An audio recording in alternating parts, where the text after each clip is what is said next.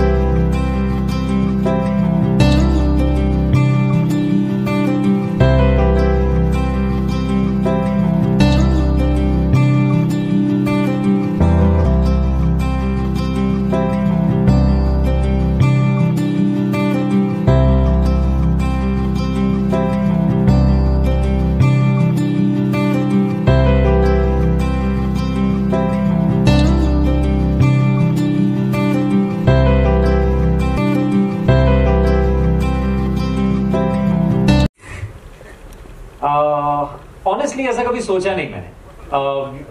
ये हालांकि एक स्क्रिप्ट ऐसी थी जैसा हमने पहले भी बात करी कि वो स्क्रिप्ट और कहानी से, कैरेक्टर से थोड़ा ज्यादा थी। इस चीज के बारे में अगर हम बात कर पा रहे थे तो बहुत अच्छा लग रहा था। मुझे याद है बचपन में mom and dad Manoj Kumar ji जो फिल्म्स करते थे किसानों के बारे में, उनको they used to be really proud कि कोई है जो उन लोगों के बारे में बात करता है जिनकी वजह से हमारे पेट में खाना जाता है। We sleep well at night. तो बात बस वही थी कि जब इस चीज की बात हुई तो मुझे ऐसा लगा कि इससे जुड़ना चाहिए। एंड गंभीर बात होने के साथ साथ, और सिर्फ किसानों के बारे में ही नहीं, जैसा आपने देखा मैं और अनंत फिल्म में दो यंगस्टर्स जो कि काम करते हैं, और आई थिंक हम सब लोगों में जब तक हम सो कॉल्ड सक्सेस नहीं पा लेते हैं अपनी लाइफ में, काफी परेशान रहते हैं कि ये सोचा नहीं था और थोड़ा बेटर होना चाहिए था लाइफ में। लेकिन कैसे उन चीजों की वजह से आप कुछ ऐसे डिसीजंस ले लेते हैं जो कि नहीं लेने चाहिए। And when you get to realize कि यार आप तो फिर भी बहुत अच्छी पोजीशन पे हैं, कई और लोग ऐसे हैं जो कि आपसे भी बहुत बदतर हैं। So these things about farmers and the youth of our country, जब ये दोनों चीजें साथ आई तो मुझे लगा कि ये एक अच्छा मौका है किसी फिल्म करने का। लेकिन आप कॉन्शियसली ऐसा कुछ सोच के नहीं करता, वरना मिर्जापुर नहीं करता।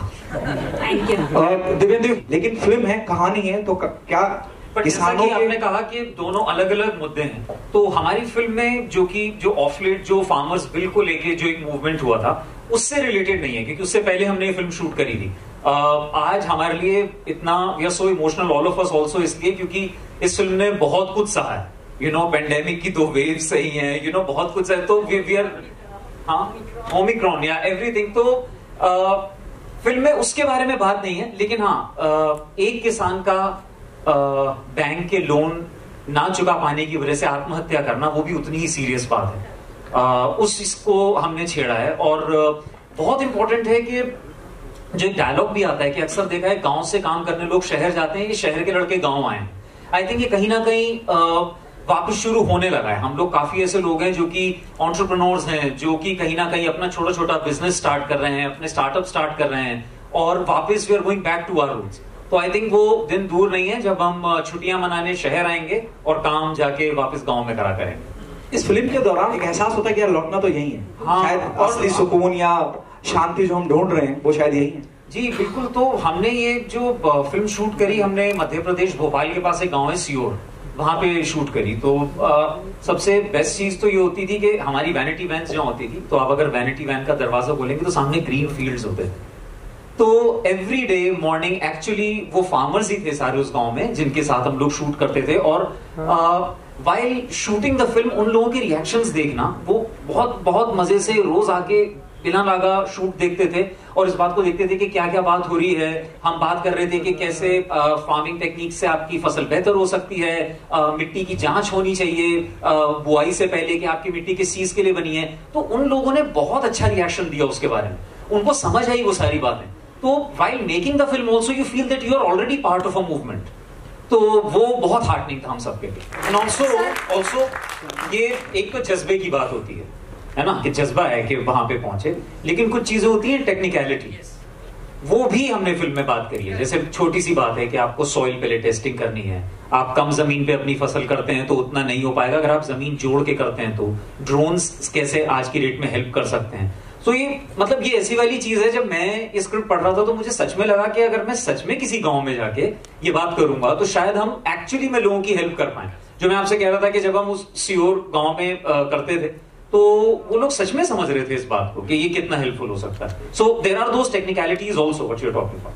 I would like to add something to this. May I? Please So basically it's वो भी है फिल्म में कि कुछ actually you are right, it's a human nature. जब हम किसी चीज की हमको आदत पड़ जाती है तो हम इतनी आसानी से नहीं बदलते हैं। तो वो चीज भी हमने दिखाई है कि किसानों को शुरू में कैसे भरोसा नहीं है कि यार हम इतने साल से कर रहे हैं, आप शहर से आए लड़के ये सारी बातें कर रहे हैं। तो ट्रेलर में भी यू नो जो वो कहते हैं कि अब इस मुसीबत से कैसे बाहर निकलेंगे। तो so we have covered actually we covered pretty much everything यार, एवरीथिंग। बट फिर भी एक फाइनल सरप्राइज जरूर है फिल्म में जो शायद आपने ट्रेलर में भी नहीं देखा है। तो वो क्लाइमैक्स है मेरी फिल्म का जो शायद बिल्कुल अलग ही होगा। यस बाकी फिल्म आपने एक अंदाजा तो लगा लिया होगा, आपने आइडिया भी लगा लिया होगा what is all about this film, लेकिन ऑफ कोर्स फिल्म के लिए कुछ तो बचा के रखना जरूरी है, तो वो आपको फिल्म में दिखेगा। बिल्कुल बस यही है कि कटप्पा ने, इसमें भी कुछ है। इनके कहने का मतलब ये है कि कटप्पा ने बाहुबली को कैसे मारा ये आपको सिनेमा हॉल में कटप्पा ने बाहुबली को ऐसे मारा, ये हमारी फिल्म का डायलॉग है जो इन्होंने ही बोला है, इसीलिए शायद ये याद दिला रहे हैं। तो वो फिल्म में देखेंगे तो मजा आएगा। अच्छा और सवाल भी कर सकते हैं अगले 5 मिनट में। फिल्म में है but still if you can promote in such a way, don't you think it would be a good marketing strategy? Definitely. और मैं विशाली से यही बात कर रहा था 2 days बैक कि एक तो हम शुरुआत वहां से करेंगे जिस गांव में हमने फिल्म शूट करी है, वहां पे जाके स्क्रीनिंग करेंगे इसकी। और ये एक्चुअली हमारा एक जिसको आप बोलते हैं कि फिल्म को प्रमोट करने का जो PR स्ट्रेटेजी होती है वो ये है कि actually take it to as small towns and villages as possible.